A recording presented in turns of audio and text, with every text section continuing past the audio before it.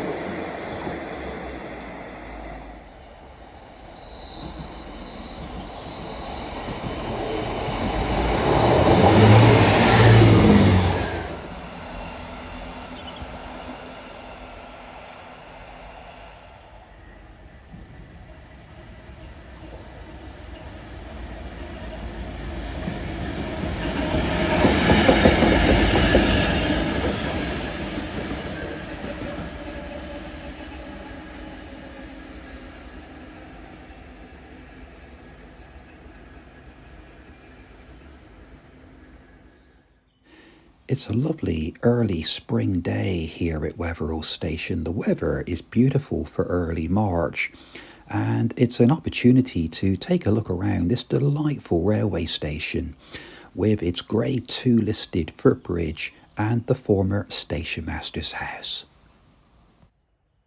The station is just 4 miles east of Carlisle, and it's the first station that you reach when travelling on the Tyne Valley Line between Carlisle and Newcastle. This cast iron footbridge is really superb. It dates back to the 1880s and it's a standard northeastern railway design and still has its original bridge number 158 on the railings.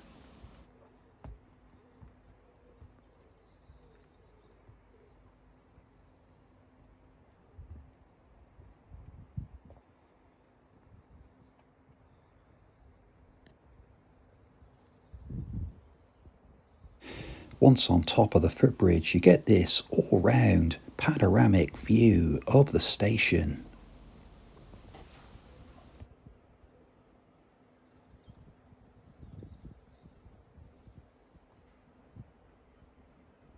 As I swing the camera around to the opposite side of the bridge, the former stationmaster's house comes into view.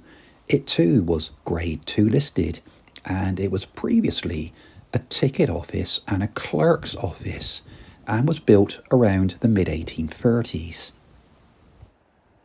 When the station was originally closed under the Beeching Cuts, the stationmaster's house was sold and it's now a private residence.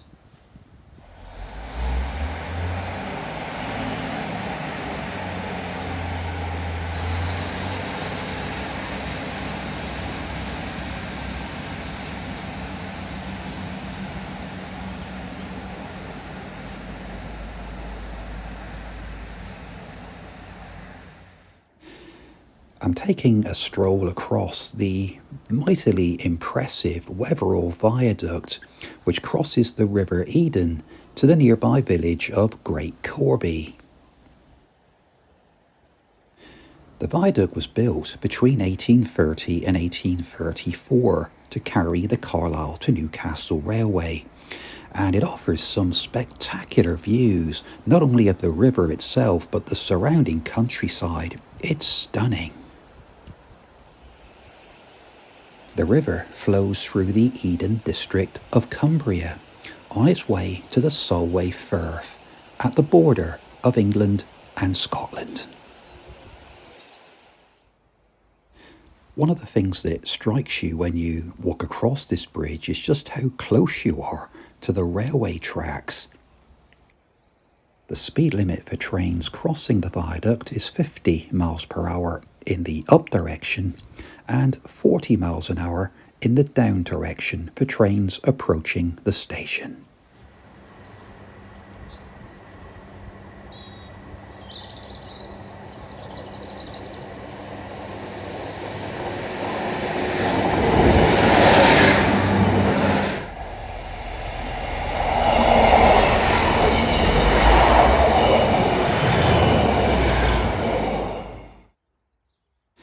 Having crossed the bridge, you get your first glimpse of the Corby Gates signal box, which has a slightly unusual look about it. The box is a British Railways NER Type 17 design and dates from the mid-1950s. And it's built on the base of a previous North Eastern Railways signal box. And the signal box even has a letterbox built into its eastern wall. Inside the box is a 26 lever frame, but only 10 of these are now in use. And they control signals and the trailing crossover just to the east of the level crossing. And the box works the absolute block towards Brampton Fell, and it also fringes with the Carlisle power box.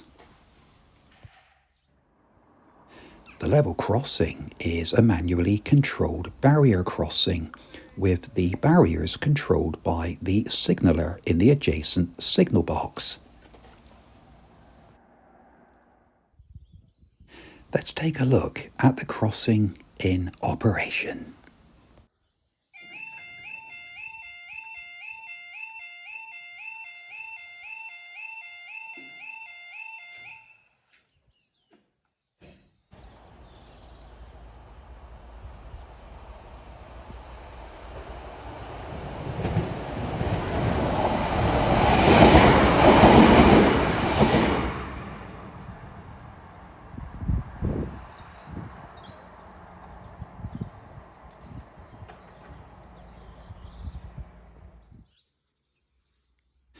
Just before heading back to the station, I could only stand and admire these former North Eastern Railway cottages gleaming in the sunlight. As I walked back across the bridge towards Wetheral Station, I remember reading that this footpath was added to the bridge in 1851 because so many people were trespassing on the track bed in order to cross between Wetheral and Great Corby. Initially, a toll was introduced of a halfpenny each way, and this rose to a penny by the time the station closed in 1967. Thankfully, pedestrian passage across the bridge is now free.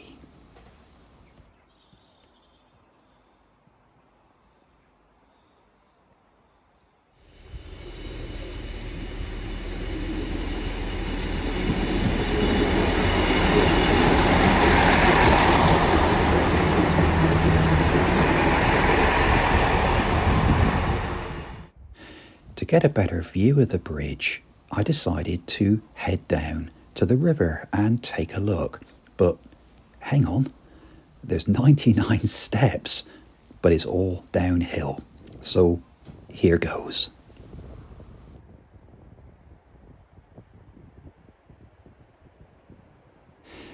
Well, it's certainly a long way down, but I'm sure it'll be worth it. I've heard of the 39 steps, but I have to say the 99 steps is a new one on me. It really was worth coming down here because you get a sense of just what a magnificent structure this bridge is and why it's Grade 1 listed. And the longest of the spans measures 89 feet.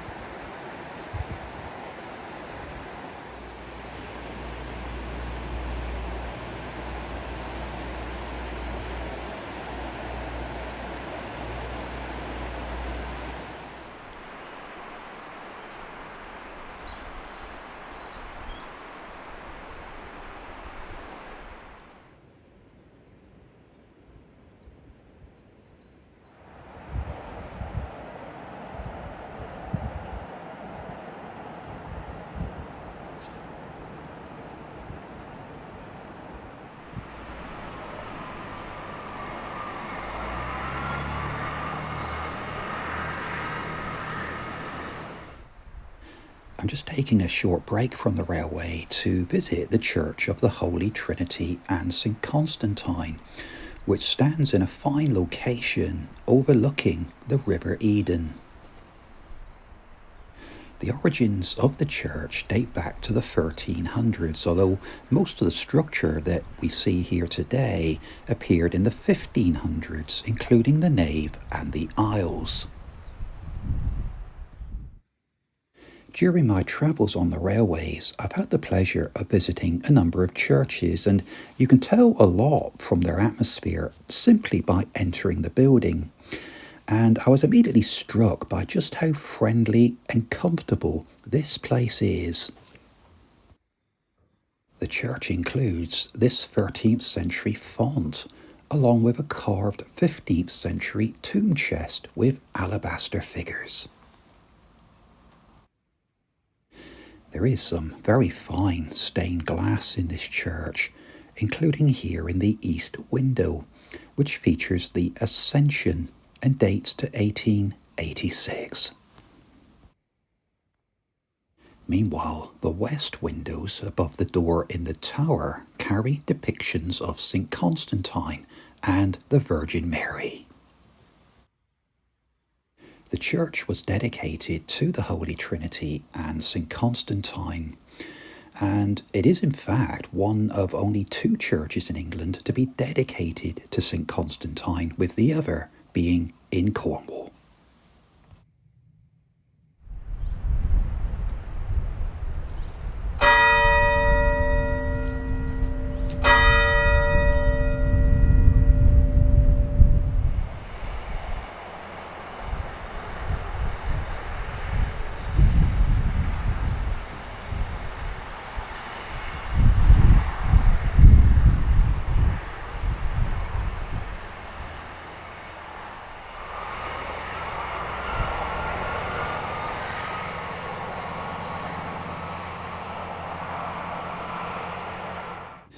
Well, it's time to head back to the station, and there's only one way to go, and that's all uphill, all 99 steps.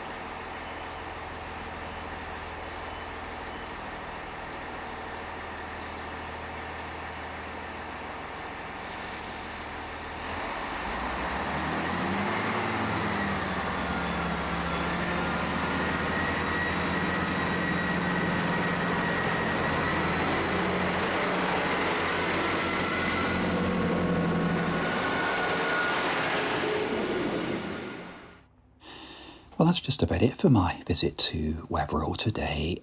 When I was researching this visit prior to coming here, I remembered reading about the reopening of the station in 1981, and it followed the construction of a new housing estate nearby, and also lobbying by the local parish council. The original platforms were still in place, but the station building had to be made safe and also refurbished for passenger use.